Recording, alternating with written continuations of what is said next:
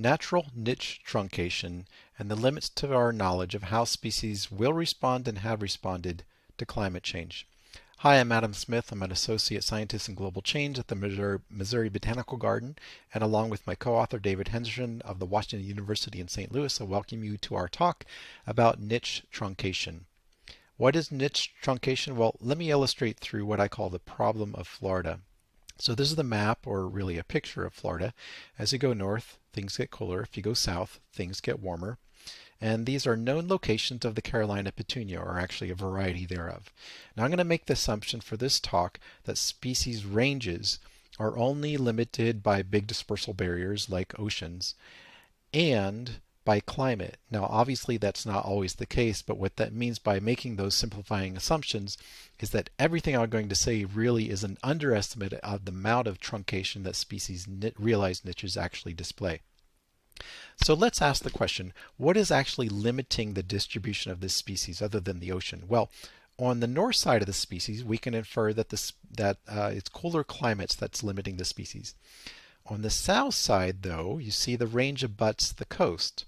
So we could infer that it's high temperatures that are limiting the species, but honestly, we just don't have enough information. In other words, Florida doesn't extend further enough south for us to be able to infer that. And I hope you can see why ecologically it would be irresponsible, and politically in this case almost impossible, to do a transplant experiment, say to Cuba or Dominican Republic or something like that, to assay how well this species would respond in warmer climates. And unfortunately, like it or not, for the vast majority of species on Earth, the only information we really have on their niches is through distributional data. So this is a common issue. And the question is, to what degree do situations like this kind of cover up our ability to infer what the species' true response to the environment is? In other words, in this case, we know that the species likes warm temperatures up to a certain point, but beyond that, we can only extrapolate. We don't know whether this curve falls down quickly or slowly or what. Now there's another way to get natural niche truncation, and that occurs when a species inhabits an extreme environment. So this is the case for this species, Delphinium Exultatum. It's an endangered species, and the wettest part of this region in North America occurs right here where it actually lives. So we don't know if it could live in wetter climates or not, simply because it already inhabits extreme. So two different ways to get natural niche truncation. Easy enough for you to say, huh? So the question we wish to address is, to what degree does natural niche truncation affect the prediction of species' past and future responses to climate change? To address this question, we examined 36 species of milkweeds, or Asclepias, across North America. And these are all native species. Here are some of them. Let me show you how we did this. In this case, this is for Sclepius albicans. It lives in the Sonoran Desert, and these are the known locations of the species occurrences. I matched each of these occurrences to climate, constructed a principal components analysis on that climate data, and then mapped that to niche space defined by PC1 and PC2, and then applied a kernel density estimator to, in a sense, kind of smooth over the occurrences. I also did some bias correction, but I'm not going to walk into that. So this then gives us a depiction of the species' realized niche, but in and of itself, we can't tell whether this niche is truncated or not. To do that, we have to understand what environments are available to the species. So to do that, for this talk, what I did was I constructed a minimum convex polygon around the species occurrences, added an 80-kilometer buffer. From that area, extracted all the climates, ran it through the same PCA, applied a kernel density estimator, and then mapped it onto the niche space. So here we have the species realized niche juxtaposed with the environments that are physically available to it through dispersal. And what do you know? This area here is truncated because the species lives right up, in a sense, to the border of the available environmental space. In other words, we're looking at a situation like this, and we don't know if the species could survive in environments that are out here because the species simply can't access them. So I'm going to show you the results across all 36 species we analyzed and explain exactly what you're going to see by showing you this very exciting bar chart with a single bar. The length of the bar represents the entire perimeter of the species' realized niche, and the dark part here represents the length of the truncated portion, and the light part represents the length of the non-truncated portion. In other words, we know what the species are going to do in environments out here because it simply doesn't, or at least can't, live here, but we don't know what it's going to do in environments out here. So across all 36 species of Asclepias, 36% of niche boundaries were actually truncated. And that's a fairly large amount. I was fairly surprised that it was actually that much because not a lot of these species are necessarily coastal in distribution, although some of them are. The question, though, is, does it really matter? In other words, for example, if future climate change is not going to produce climates that are out here, yes, we don't know what's going to happen in those environments, but we're not heading toward those environments, so it may not really matter. To understand whether or not it actually mattered, what I did was I looked at future climates, again within our 80-kilometer buffered area, ran it through the same PCA, applied the kernel density estimator, and in this example I found that the future climate does indeed exist right at the border of the species niche, that is the portion that's truncated. In other words, the future is going to have climates out here, and yet we don't know how the species will respond because it doesn't currently involve or doesn't currently inhabit those kind of environments.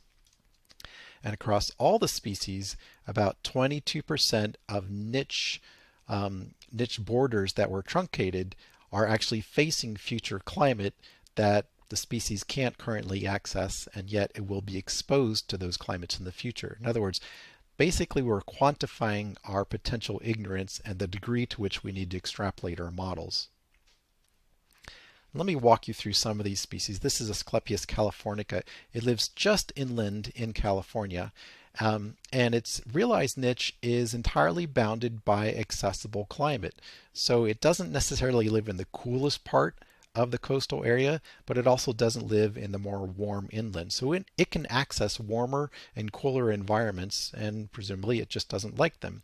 So as a result, even though climate change will introduce novel climates to the area accessible to the species, we already unfortunately know how the species will respond to those climates. It just won't like them. So it's not necessarily positive, but at least we can predict what's going to happen to the species. In contrast, this is Asclepius cursivaca, and you can see a lot of its occurrences are actually abutting the coast, and as a result, a very large proportion of its range, or of its niche range, is really facing these future potential climates, and therefore we have much less information on how their species will respond to those climates. But what about past climates? Well, I did the exact same thing, but in this case looked at climates going all the way back to 22,000 years before present. And you can see, again, for our example species, that we still have niche truncation, at least on a portion of its border that faces or abuts past climates. In other words, we don't know how their species responded to these climates in the past because the niche is truncated right there. And across all the species, about 1/4 of niche perimeters were truncated in relation to past climates. In other words, it's going to be very difficult to ascertain how the species responded to past climates. So I posited that there might be no relationship between future and past niche truncation vis-a-vis those particular climates. And the reason why I assume that might be the case is because if you think about it, in the future things will of course be warmer, and depending on where you are, in general they might be drier. In the past things were of course cooler, and depending on where you are, they tended to be a little bit wetter. In other words, those are kind of different sides of the species niches. But in reality what we found was that there's a positive relationship between niche truncation vis-a-vis past climates and niche truncation vis-a-vis future climates. So one tended to predict the other. The other thing we wish to examine is the degree to which range size predicted niche truncation. After all, larger niches and larger distributions might enable the species to inhabit more extreme environments, or perhaps have a range that abuts the coast and therefore be more truncated. But in reality, we actually found that there's really very little relationship between range size and the species' propensity to have a niche that's truncated. So, in summary, what we found was that about 1/4 of realized niche perimeters are actually naturally truncated, either by coastlines or by the fact that species already lives in the most extreme environment available to it. We also found that truncation in the past was positively related to truncation into to the future, and that truncation isn't necessarily related to niche or related to range area. So this all brings us back to the problem of Florida and other areas, of course. When we have those kind of problems, when we have niche truncation, it requires us to extrapolate our models. And although that's widely recognized, the degree to which we have to extrapolate our models has rarely been quantified, thus the worth of this particular exposition. Now, other kinds of niche truncation, for example, a species might be removed from portions of its range due to disturbance or due to biotic factors and things like that, those exacerbate everything we've already outlined. So the real amount of niche truncation affecting species is probably much larger than we've been able to discover here. Finally, unfortunately, we can't address these issues quite often using field experiments, even though that's probably the most effective manner, simply because there's just so many species to examine in this sort of way. So, in retrospect, I would say that we've quantified our ignorance, which is a step up from not even knowing how ignorant we are. But in prospect, I would say that is a slightly dismal situation, and of course we need to develop tools and methods to be able to discern how species will respond and have responded to climate change.